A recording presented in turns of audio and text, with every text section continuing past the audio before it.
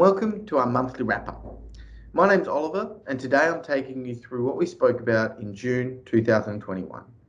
Our topic for this month was, will life ever return to normal? This ended up being a very timely conversation given that throughout June, most of Australia experienced some kind of lockdown. As I record this webinar, Sydney, Perth, Southeast Queensland and Townsville and Darwin are all experiencing some kind of lockdown, and Melbourne experienced a lockdown earlier in the month. Before we get into what we spoke about this month, I wanted to just fill you in with how Veretis and our populations have been experiencing lockdown to give you some insight into the mentality and well-being of the nation during this period. So Veretis has been supporting people through lockdowns for the better part of 18 months. We fundamentally experienced our first lockdown early 2020.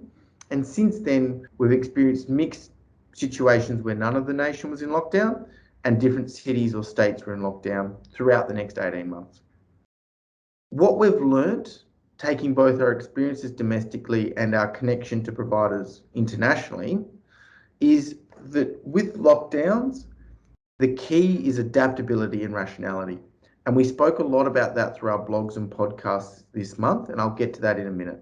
But we've had a lot of questions from program leaders, from individuals, from employees over the last month about how we've seen people respond to lockdowns. And effectively over the last 18 months, what we've learned is that lockdowns take 2 weeks to start to impact people's well-being at a significant level. Now, this, of course, is not including those individuals who've had major life experiences disrupted by a lockdown. Obviously, if you've had a wedding or a funeral or other sort of major life experiences during this time, that distress can heighten quite quickly.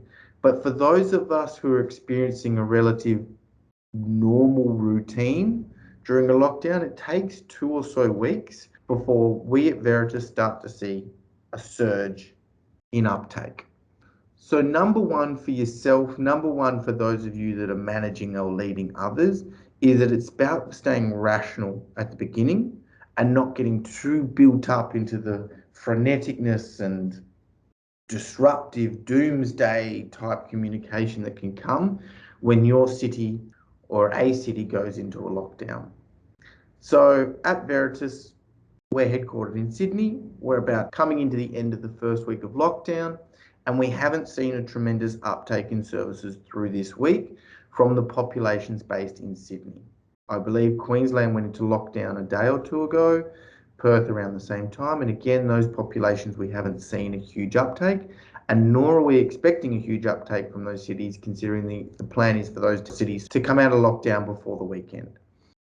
If Sydney's lockdown is extended beyond next Friday, July 9th, that is when we would be expecting to see an uptake in services from individuals that don't have a reason beyond that, like I was saying, a major life event disrupted by the lockdown as well. And that's been the case. We've seen that both here domestically, but also internationally.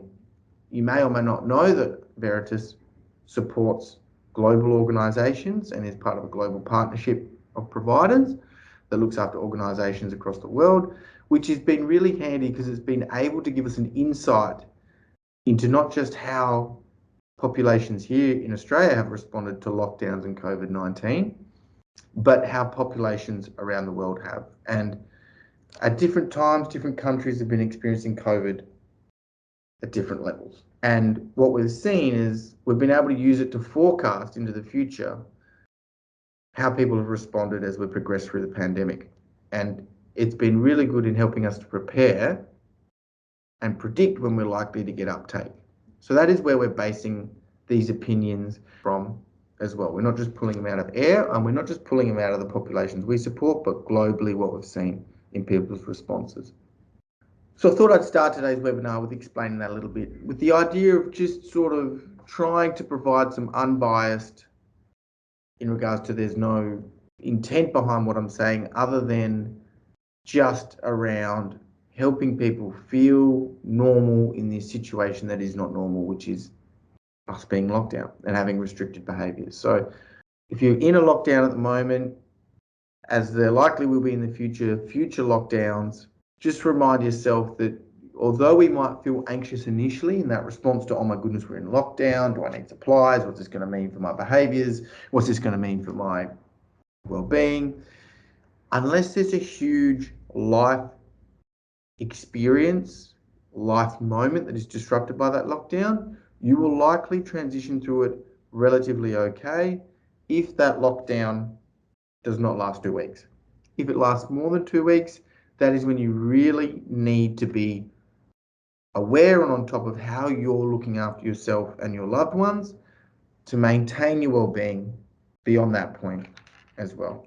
Having said that, it's not about just experiencing a lockdown for the first 2 weeks and letting it come or go and then switching into positive behaviors, positive mentality, positive habits.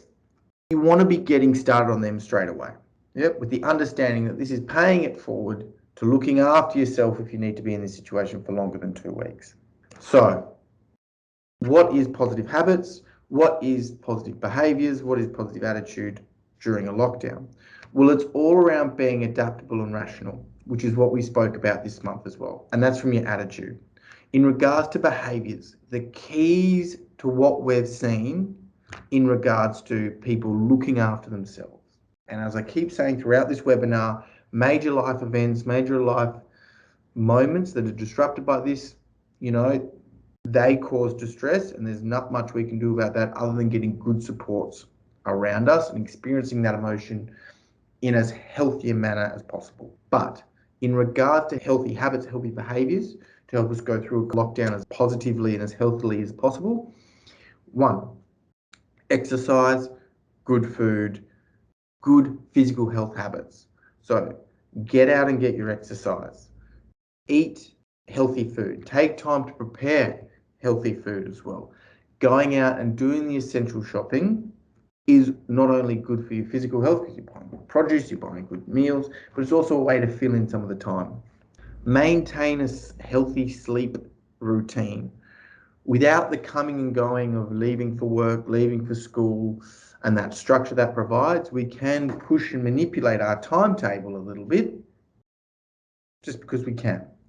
However, sleeping all day and awake all night is not how humans normally function and can cause well-being issues. Not being out in the sun, not being up during the day, not feeling productive, not being awake and communicative with our communities at the same time does have an effect on our well-being. So make sure you're maintaining as normal a sleep routine as possible and in line with what you would have been doing outside of lockdown. Go to bed early, rise early, and then start your day with a positive behavior, positive intention. It's simple as getting up and getting dressed, but more likely and more productively getting up and doing some exercise straight away is going to set your day up as best as possible. Waiting till later in the day to action some sort of positive behavior is just allowing you more time to spend in that neutral state, that lethargic state, which can then impact your attitude on the day and start to develop a poor routine as well. So keys around this. Start your day with positive intention. Exercise early. At worst, get out of bed, get dressed and have a shower. And if you are still working from home, get up and schedule meetings for that first work hour of the day. Don't push it back just because it's all a little bit more relaxed in regards to time frames. Get up, get started in the day. Not only would it help you by having a meeting first thing in the day, it's actually going to help your team members as well and be a subliminal way of encouraging them to get started, to get healthy and get active for the day as well. And that's a way that you can sort of look after your team's mental health and your colleagues' mental health and well-being as well. More than just checking in, ringing and seeing how you're going. Think about how you can positively influence their behaviors without being intrusive to be living a healthy lifestyle. So, what did we talk about this month and how is that going to positively influence and positively look after us during lockdown? What I say next, I'd like you to consider both in the current situation you're in and how it might help if and when we go into lockdown in the future as well. We spoke about a lot of things, but the two major things was rationality and adaptability. And simply they boil down to whenever we're in a situation like this, where lockdown, where change has been thrust upon us. So the other way to interpret and work with this information I'm giving you is not just in a lockdown, but any time we have got change thrust upon us, which is not change that we necessarily wanted, not change that we have control of, and not change that necessarily evokes or pushes us in a positive direction with our life in regards to development, meaning, purpose, etc. Am I being rational and am I being adaptable? We are emotional beings and our emotions serve us positively and our emotions serve us negatively as well. So when we're talking about being rational, it is about questioning our thoughts. It is about questioning our opinions of situations as well. And we spoke about this in May as well, so it's actually a good roll-on topic, which is when we interpret a piece of information, when we gather a piece of information, often we bring our own mentality, we bring our own opinion to digest and manipulate that information so it tells us or agrees with us in how we want it to. It says to us or confirms to us our opinion, or we interpret it in a way that we then produce a fact. What we need to acknowledge, though, is that our thoughts, our opinions, the lenses that we look at the world through are always impacted by our emotions and impacted by exactly that. They are opinion, they're not fact.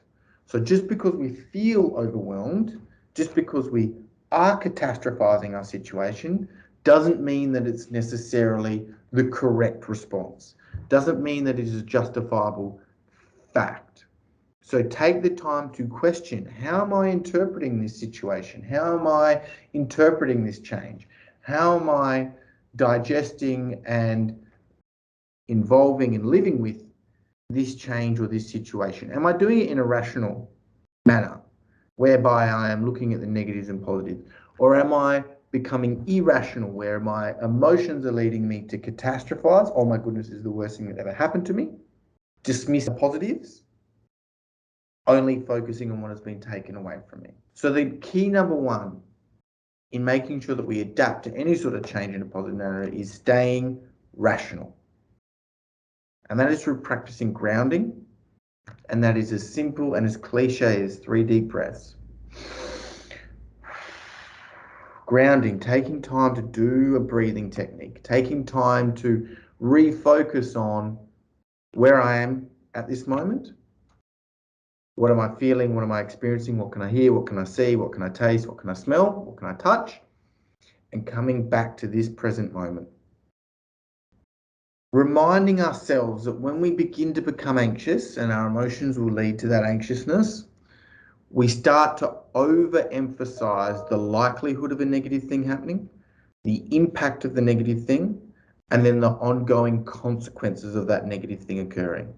So we create anxiety and worry that focuses on the likelihood of a negative outcome, the impact of a negative outcome, and then the long-term consequences of the negative outcome. And we magnify them. We hold them right there in front of us, and they become everything as well.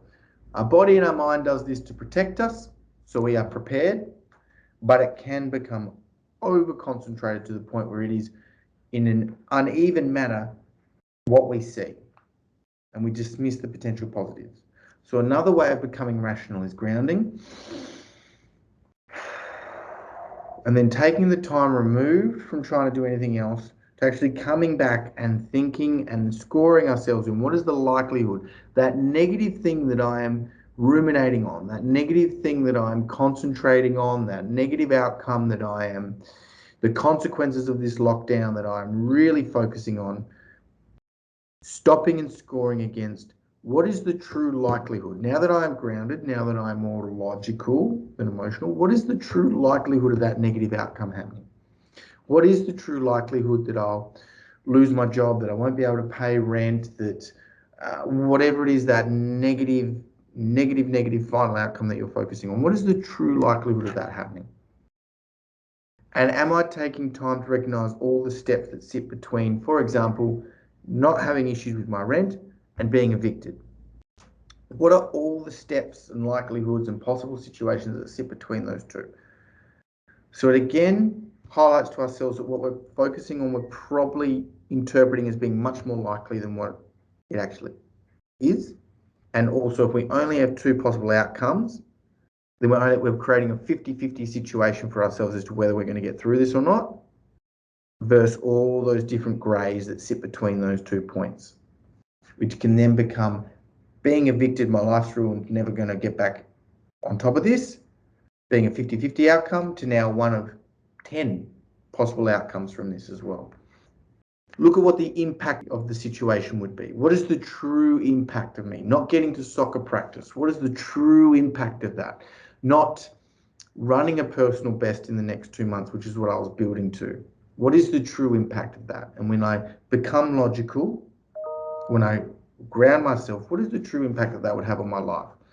And then the ongoing consequences of that.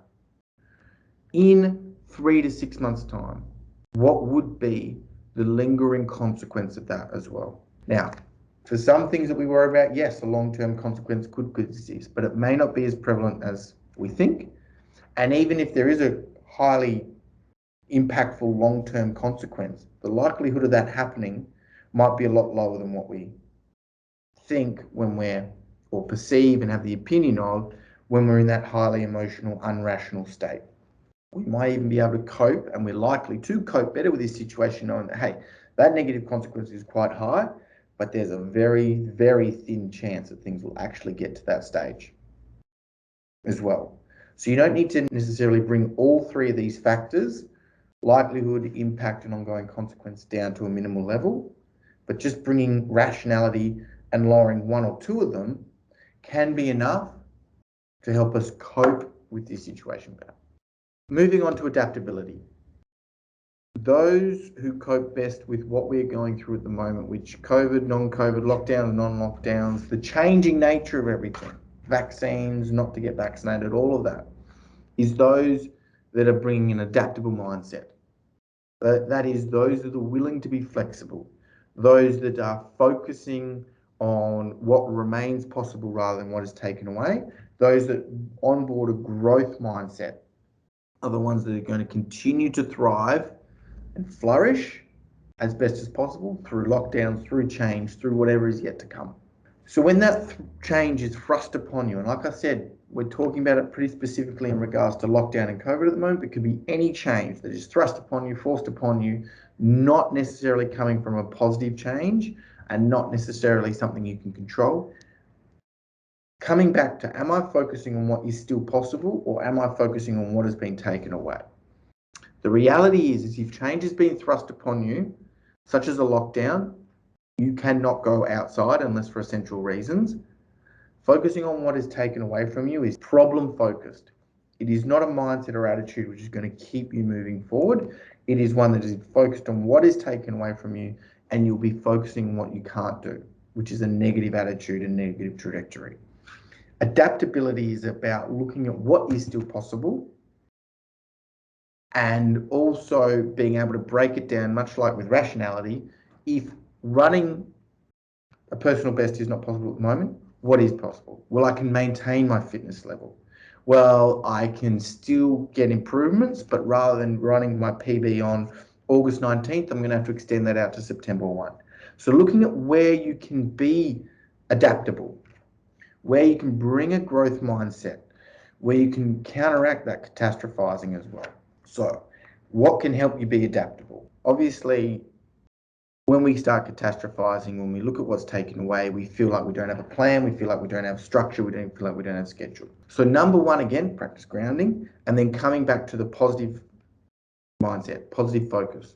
So even though this has been taken away from me, what can I still do? And what of that is aligned to my values, meaning, and purpose as well. Bringing our attention to that. Then construct a new plan, construct a new weekly schedule, construct a new weekly goal, weekly, monthly goal. Construct a new one that is aligned to what is possible at the moment. Because if you maintain that normal plan, that normal schedule that you would engage in when lockdown isn't in place, again, you'll always be looking at from a state of deficit. On board a new schedule and plan. Take accountability and accepting reality that this is how things are at the moment. I can either sit here and look at how this has dragged me off course, or I can set a new course with what is possible. And honestly, if you're looking at performance and well-being, those that onboard that new what is possible and a new plan, a new schedule, that giving that sense of control, are the ones that move forward through this period. And the ones that don't are the ones that falter, the ones that stop, the one that becomes stationary. And being stationary is good for a time, helps recovery, takes pressure off. But if we sit in that space for too long, is why the 2-week period is sustainable before we start to see deterioration. If we stand still too long, that is when we don't feel challenged. That is when we feel disconnected to purpose, disconnected to community, disconnected to us trying to be our best selves. And that is when anxiety, depression, stress, etc. can start to take a hold. So be adaptable. Be adaptable, set a new plan, set a new goal, set a new schedule. It'll help you feel more in control of the situation that is out of our control, and it'll help us focus on what is possible moving forward, state of abundance rather than state of deficit. So to wrap up our webinar for this month, the question we asked at the beginning was, will life ever return to normal? Ultimately, we don't know. But what I believe will happen and it's cliche, a new normal will happen. Some new state of consistency will take place. And that is when we don't need to be as adaptable. That is when we can start predicting things a little bit more and have routines that extend on for longer periods. In the meantime, it's always going to be adaptable. It's always going to be, how adaptable can I be? How rational can I remain during this period? And if a new normal does take place, and I believe it will, we won't go back to what was always normal, but the new norm, we're going to have to adapt to that anyway. So you may as well practice this adaptability, practice this rationality now, so that when that consistency in our lives and our lifestyles does come to fruition, you're best able to move into it, move on to it, and move on as quickly as possible. Thank you for listening to this month's webinar. July, we are looking at gaslighting, which will be an interesting topic to discuss, one that we haven't actually discussed much before here at Veretis, but I've had a look at the content and it looks great. I'm sure you get a lot out of it. It's very engaging as well. So until next month, have a great time. Adapt and be as rational as possible, and we'll see you then. Thank you.